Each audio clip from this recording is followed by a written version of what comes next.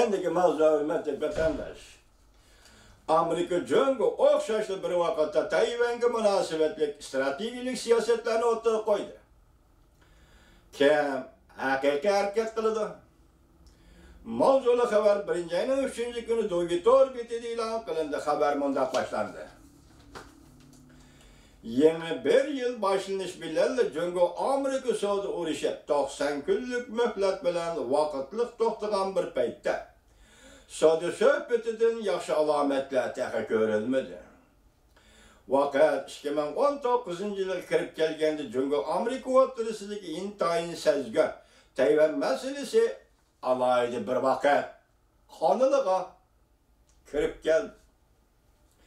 2019-yilda Amerika Jongo diplomatik munosabat o'rnatgan mezgilga 40 yil to'lgan bir vaqt edi.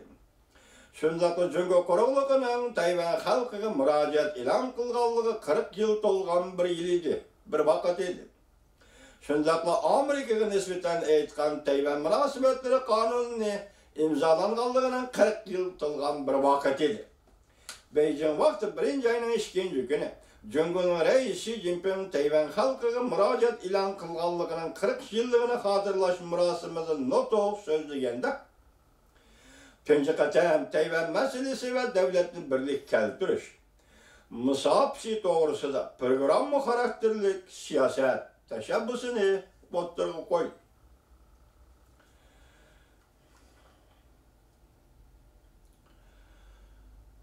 Bunun içinde bir devletde ikki xil tuzum siyosati Tayvanga qandoq ijro qilishning konkret bayonoma bor edi. Hamda Tayvan bilan Jongoning siyosiy maslahat boshlashini chaqiriq qildi. Shu vaqtda o'tgan yil 12-ayning 31-kuni Amerika Qo'shma Shtatlarining prezidenti Trump yana bir qonun loyihasiga imzo qo'yib, bu qonun loyihasi shu hamon kuchga ega bo'ldi. Bu qonun loyihasi yani kapolat berish tashabbus qilish qonun loyihasi. Yani Tayvan to'g'riliq yozilgan modela diqqat qilgan muhim nuqta bo'lib qoldi.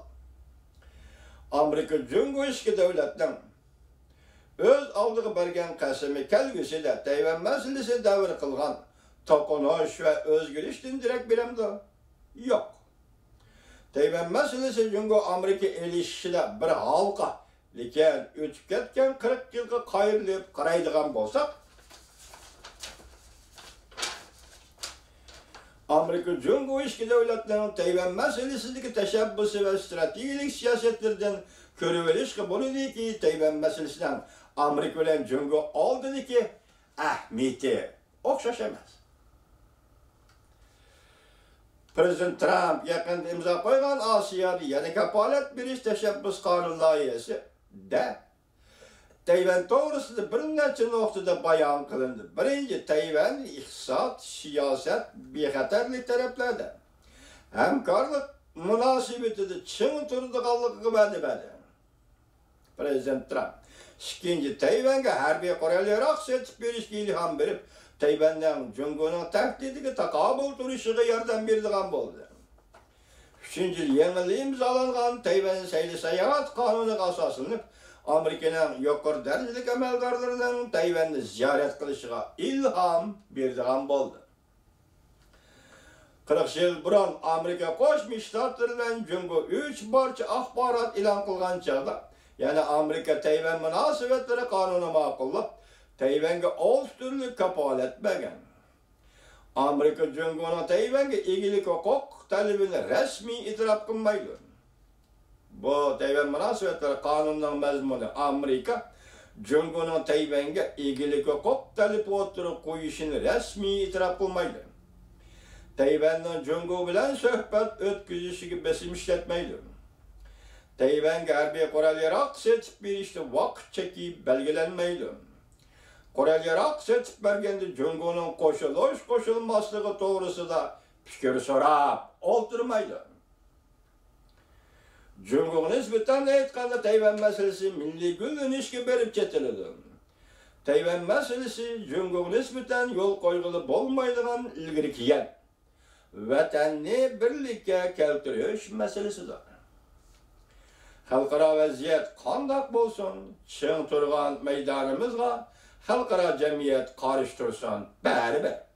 Jungo Kompartiyasi Tayvanni birlikka keltirish nishonida voz kechmaydi. Bu Jungolikdan maydoni. 19-qurultayning dokladida Xi Jinping mundaq ko'rsatgan.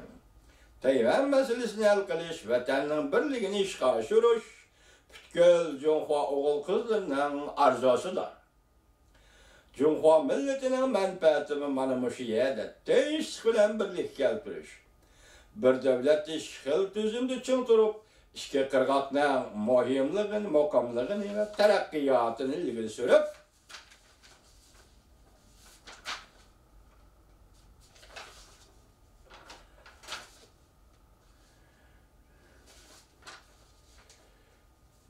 mana shu tinchlik bilan birlikka keltirish.